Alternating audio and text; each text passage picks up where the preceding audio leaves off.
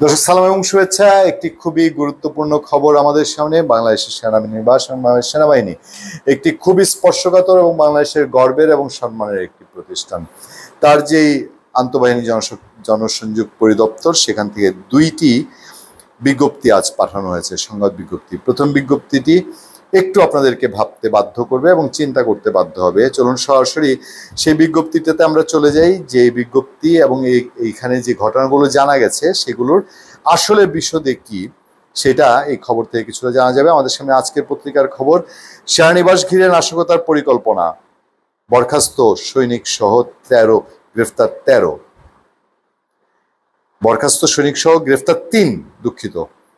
নাশকতা ও বিশৃঙ্খল পরিস্থিতি সৃষ্টির অভিযোগে বাংলাদেশ সেনাবাহিনীর সৈনিক নাইমুল ইসলাম ও তার 2 সহযোগীকে গ্রেফতার করেছে আইনশৃঙ্খলা রক্ষাকারী বাহিনীর সদস্যরা। আন্তঃবাহিনী জনসংযোগ পরিদপ্তর আইএসপিআর এক সংবাদ বিজ্ঞপ্তিতে জানিয়েছে। আইএসপিআর বলছে, গত 5 আগস্টের পর থেকে, খেয়াল করবেন, শৃঙ্খলা ভঙ্গের অভিযোগে বরখাস্ত কতিপয় সেনা সদস্যের সঙ্গে নিয়ে বিভিন্ন গণমাধ্যমে উস্কানিমূলক বক্তব্য দিয়ে আসছেন সৈনিক নাইমুল ইসলাম।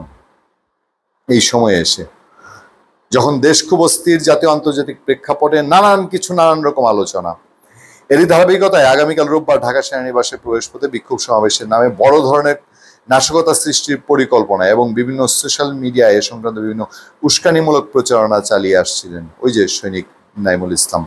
আইএসপিআর বলেছে, এ ধরনের শৃঙ্খলা বহির্ভূত কর্মকাণ্ড থেকে নিবৃত্ত করতে সেনাবাহিনীর একটি প্রতিনিধি দল শনিবার বেলা 2টায় খিলক্ষেত বটতলা বাজার এলাকায় নাইমুলের সঙ্গে যোগাযোগের চেষ্টা করলে তিনি সহযোগীদের সঙ্গে নিয়ে উপস্থিত একজন সেনা সদস্যের উপর অস্ত্র নিয়ে অতর্কিত হামলা চালান।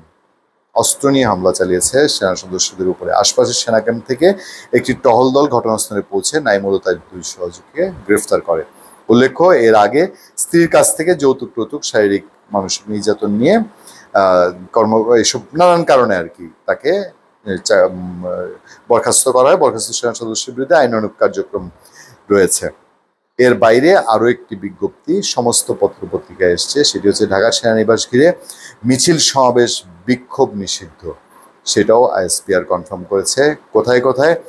ঢাকা সেনানিবাসের একেবারে চতুর্দিক দিয়ে, উত্তর দক্ষিণ পূর্ব পশ্চিম সব দিক দিয়ে দেখেন, পরবর্তী নির্দেশ না দেওয়া পর্যন্ত 18 মে থেকে কচুক্ষেত এলাকা, যেটা আপনার মিরপুর 14 থেকে এদিকে আসছে, সেই কচুক্ষেত এলাকা, বিজয় সরণি থেকে প্রধান উপদেষ্টার কার্যালয় হয়ে শহীদ জাহাঙ্গীর গেট, তারপর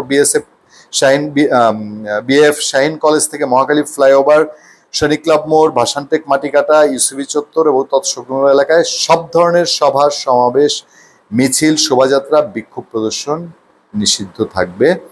এবং এই যে প্রেক্ষাপটটার কথা এর আগে আইএসপিআর জানিয়েছে যে একজন বাংলাদেশে দেখেন এমন একটা সিচুয়েশন, রাজনৈতিকভাবে দেশের ভেতরে নানান অস্থিরতা, সবাই স্বীকার করে, আইন শৃঙ্খলা পরিস্থিতি নিয়ে নানান চ্যালেঞ্জ, তারপরে জাতীয় এবং আন্তর্জাতিক প্রেক্ষাপটে ইন্ডিয়ার সাথে তিক্ত সম্পর্ক, এই চিকেন নেক নিয়ে বাংলাদেশের নাম আসে, ইন্ডিয়া পাকিস্তান যুদ্ধের মধ্যে বাংলাদেশের নাম আসে, সেখানে জড়ানোর চেষ্টা করে পাকিস্তান ও ইন্ডিয়াও।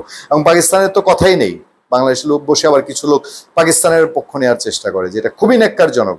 যে পাকিস্তানের সাথে আমরা একসময় যুদ্ধ করে আছি, স্বাধীন এই বাংলাদেশ এই জন্যই আছে, তারপর পাকিস্তানের পক্ষ নেই। একদম মিয়ানমারের সাথে নানান উস্কানিমূলক একটা অবস্থা। সেই পরিস্থিতিতে লোকজন আমাদের স্পর্শকাতর জায়গায় সেনাবাহিনী এবং সেনানিবাস নিয়ে কর্মকাণ্ড করার চিন্তা করে। যাই হোক, নিশ্চয়ই আগে ভাগের এই ধরনের পদক্ষেপ কোনো একটা সঠিক ফল বয়ে আনবে। ধন্যবাদ সবাইকে, ভালো থাকবেন, সুস্থ থাকবেন, সত্য করুণা এবং সহনশীলতার সাথে আপনাদের সাথে আমি আতিক রহমান পূর্ণিয়া।